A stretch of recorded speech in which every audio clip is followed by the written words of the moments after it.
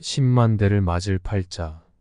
일타스님. 강원도 원주 땅 어떤 농가에서의 일이었다.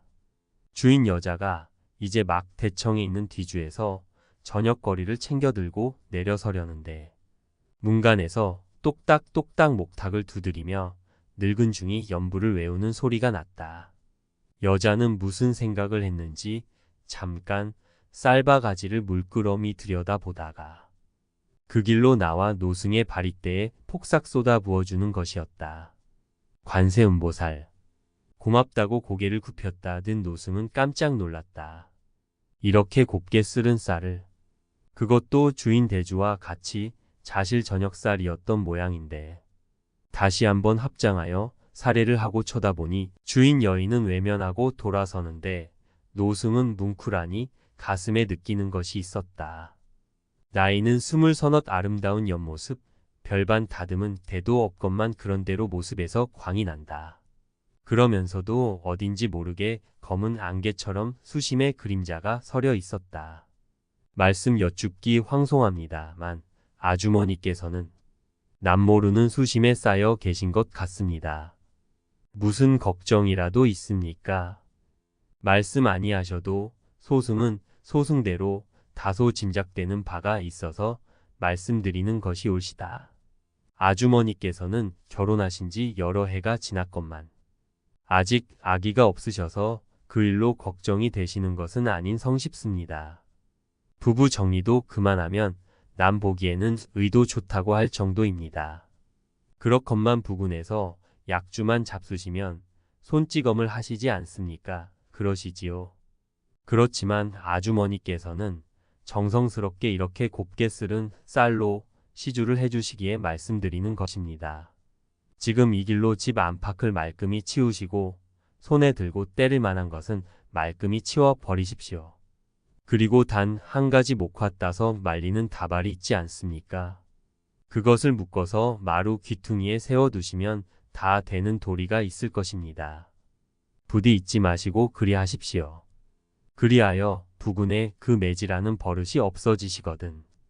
이것은 소승의 공덕이 아니오라 부처님의 높으신 은덕이오니 그 상세한 말씀은 내년 이날 이 시간에 다시 와 말씀드리겠사오니 오늘 모양 깨끗이 쓸은 쌀로 시주나 하여 주십시오. 그럼 부디 안녕히 계십시오. 나무 관세음보살. 노승이 돌아간 뒤 부인은 다시 쌀을 떠다 저녁을 지어 밥을 먹을 생각도 않고 식기를 덮어 윗목에 두고 동그만히 앉아 남편이 돌아오기를 기다렸다. 노승 말대로 때릴 만한 것이라곤 신발짝 부직갱이 하나까지라도 깨끗이 치워놓고 목화, 다발만 묶어서 세워두었는데 어찌 되려는가? 곰곰이 생각에 잠겨 있는데 바깥이 떠들썩했다. 애티 인연 어디 갔어? 이런 죽일년. 옳지 인연 이 남편이 돌아와도 일어나 나오지도 않아? 이런 죽일년. 옳지 인연 너 잘 만났다. 인연 이제 나와?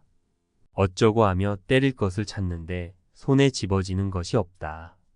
사방을 찾아다니다가 간신히 목화, 다발 묶어 세운 것을 집어들고 쫓아와서 후려친다. 푹석 하나 아플 것도 없다. 옳지 그러면 무슨 도리가 있다더라. 실컷 때리려무나. 두 손을 모아 머리를 싸고 엎드려서 반항을 안으니 때리기도 싱겁든지. 푹석푹석 한참을 때리다가 제 풀에 숨이 차서 집어 내 동댕이 치고 나가 나동구라진다. 그러더니 이내 드르렁 드르렁 코를 고는 것이다. 처음 겪은 일이 아니라 허리띠 데님 끄르고 버선 벗기고 베개 베어주고 이불 끌어당겨 덮어주고 나서 자신은 치마 고리도 끄르지 않은 채 옆에 누워 그렁그렁 밤을 났다. 남편이 부스스 일어나더니 물을 찾는다. 집어주는 대로 자리끼를 한 그릇 들이키고 나더니 겸연쩍은 듯이 말을 한다. 내가 저녁에도 몹시 취했었지? 어디 몹시 때리지나 않았소? 안 그래야지 하면서도 자꾸 그래서 탈이야. 신기한 일도 다 있지. 그런 일이 있은 뒤로 술에 취해 돌아와도 다시는 매를 드는 일이 없어지고 저녁 안 먹었느냐. 좀 늦은 것 같기든 먼저 먹지 그랬느냐고 상냥하기가 이를 데 없다. 그렇기로 제 버릇 개주랴. 며칠 가나 했더니 한 달, 두 달, 반년, 어언 1년이 되도록 다시는 그런 기색이 없다. 옳지 작년 그때가 돌아온다.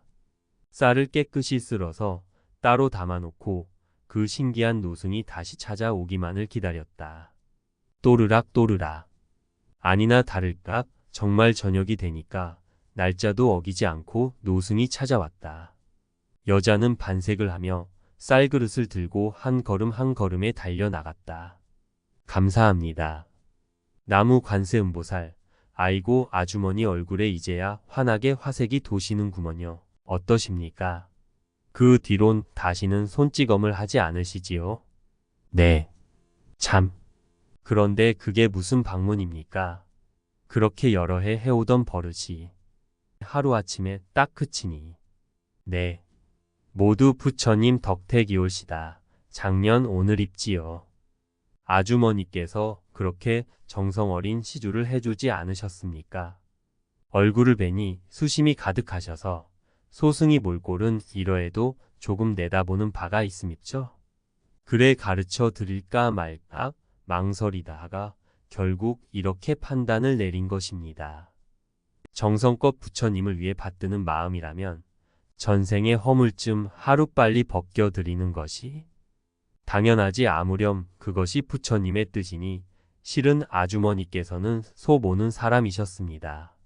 남편께서는 아주머님께 직접 얻어맞으며 일한 소였습니다. 그래서 이 생에서 서로 만나실 때 전생에서 맞은 만큼 보복을 하라고 맞붙인 것입니다. 꼭 10만 대를 때리라고. 애구머니나 10만 대나요? 예, 그러니 홍두깨로 맞거나 방방이로 맞거나 10만 대를 채워야 끝나게 마련이지요.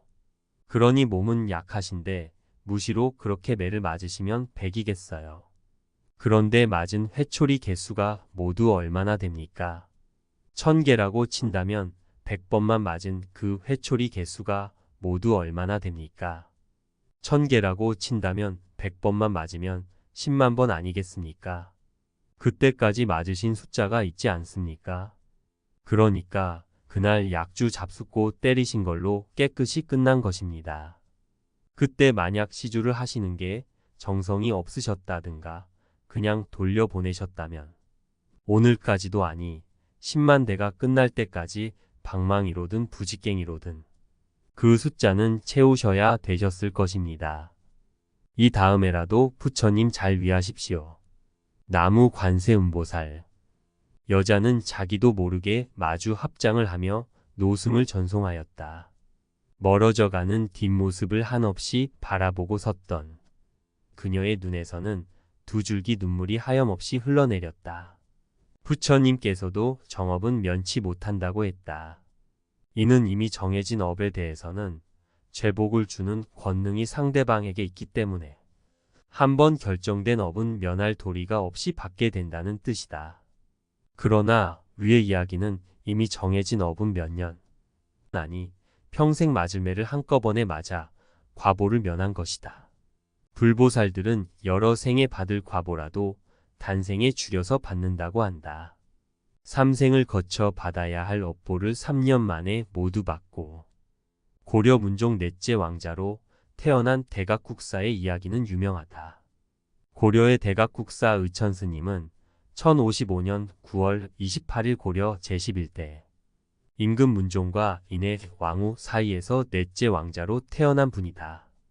의천스님은 높고 넓은 이마가 시원했다. 깊숙한 눈자위 속에서 형형한 눈빛이 여러 사람을 훑을 때마다 반짝반짝 빛났다. 그러나 그는 태어나는 순간부터 울기 시작하여 잠시도 울음을 그치지 않았다. 젖을 먹여도 울고 도무지 울음을 그치지 않았다. 왕자의 탄생을 기뻐하기도 전에 왕실은 근심에 휩싸였고 마침내 모진병을 앓는 것이 아닌가 하는 염려와 근심 속에 어이에게 진찰토록 했다. 어이가 진찰을 해봐도 아무런 이상이 없다고 했다. 다시 한번 자세히 진찰을 해보도록 어명을 내려서 꼼꼼히 진찰을 해보았지만 역시 이상한 점이라고는 조금도 찾을 길이 없었다. 어이는 할 수 없이 대왕마마. 아무리 살펴보아도 왕자께서 우는 까닭을 알 길이 없습니다. 하오나 한 가지 분명한 것은 왕자님의 건강에는 아무런 이상이 없다는 점입니다. 라고 소견을 밝혔다. 문종과 왕비는 답답할 뿐이었다.